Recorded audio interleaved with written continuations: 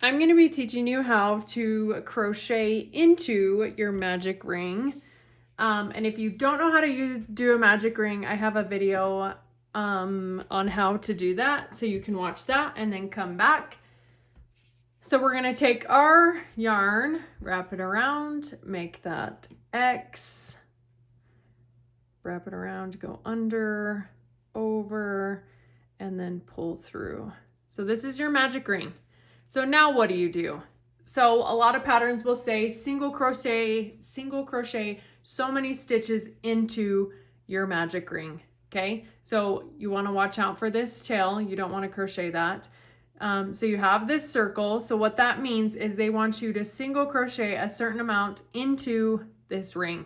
Okay, so what we do is it's just like a regular single crochet. We're gonna single crochet 6 into this magic ring. Okay, so we're gonna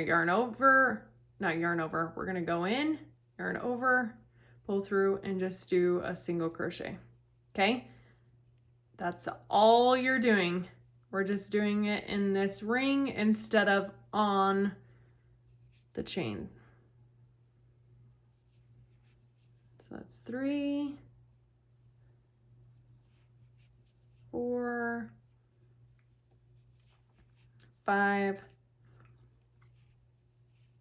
and 6. Okay, so this is what it will look like. Now you're going to take this tail. So this is what it will look like. You have your yarn that's attached, your 6 stitches, and then this circle that still we need to close up. So we're going to take our tail and we're just going to pull that closed.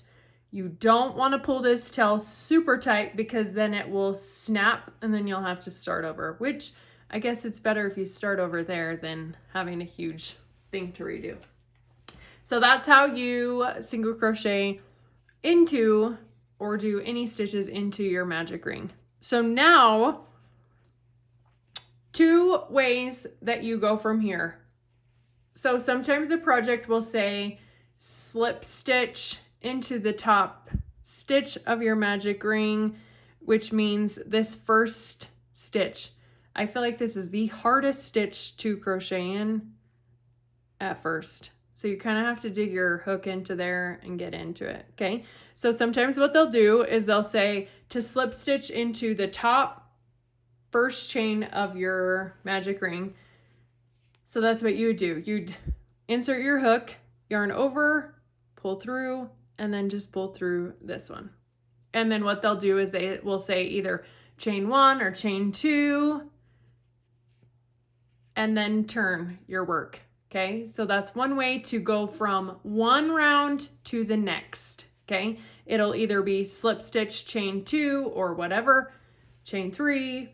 It's usually not chain 3, but it's usually chain 1 or chain 2.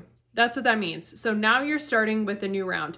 When you're doing this, you do not need a stitch marker because you will be able to tell when the round ends.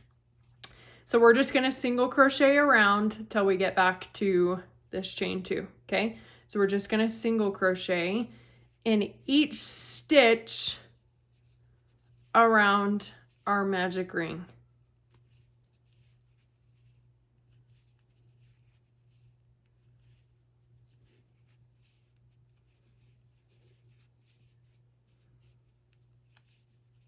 Okay, so now you can tell that we started here and we just ended here. Okay, so then again, you would probably slip stitch in here, chain 2 or whatever, turn, and move on to your next round.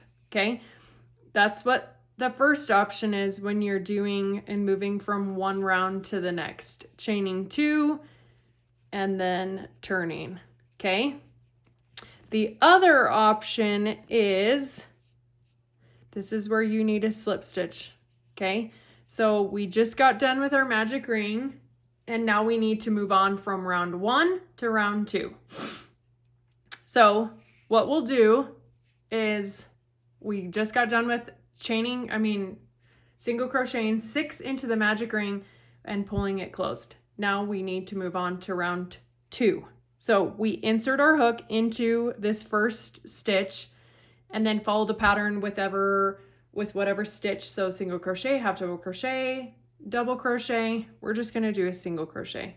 Okay, so we're going to yarn over into that first, and that is that first stitch of the round.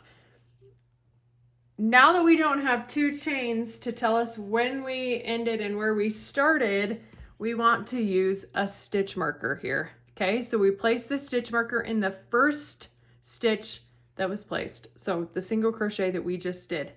This will mark the end of your round and where you started. Okay, so then we're just gonna single crochet around.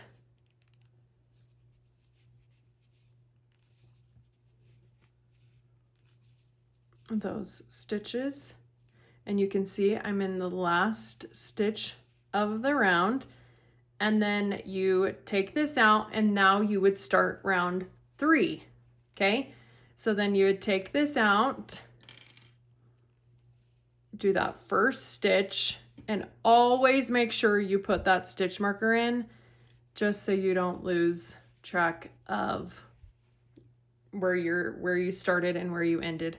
Okay, and also you can keep closing this tail. Sometimes it likes to open, but just remember not to close it and pull it super tight. Okay, so that's how you work in a magic ring,